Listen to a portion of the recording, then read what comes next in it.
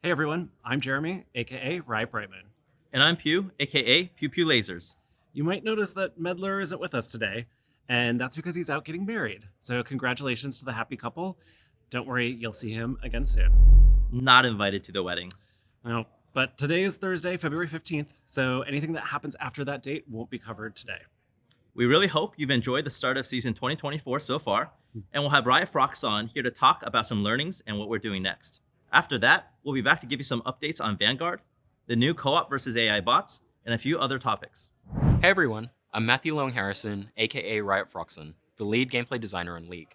Last year, we made the decision to remove preseason and shift those changes to line up with the start of the new ranked season this past January. Not only did it give you all some additional time to hit your ranked goals, but it also made the beginning of the year a more exciting time to play League. We've seen some awesome moments with the new changes. We're also happy with the state of gameplay balance, game stability, and the new objectives, although we've seen a few especially funny bugs come up.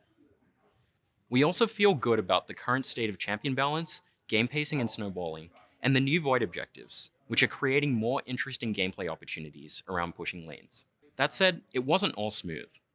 One of our big goals was shifting power from items to champions by reducing the amount of haste and stats that items provided. We also wanted to make items more satisfying for damage-oriented classes by removing less desired stats, like health.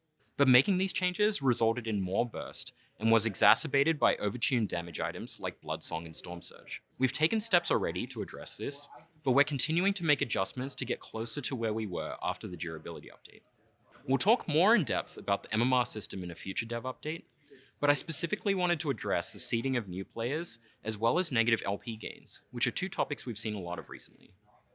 At the end of last season, roughly half of Emerald players were in prolonged states of negative LP gains, with this increasing to 85% in Masters Plus. With the changes this season though, we've reduced this to 5%. For players below Emerald, whose ranks fluctuate a lot, there's always going to be some periods of negative LP gains for short periods of time. But we're continuing to minimize it by adjusting those gains and losses, which will make climbs more consistent.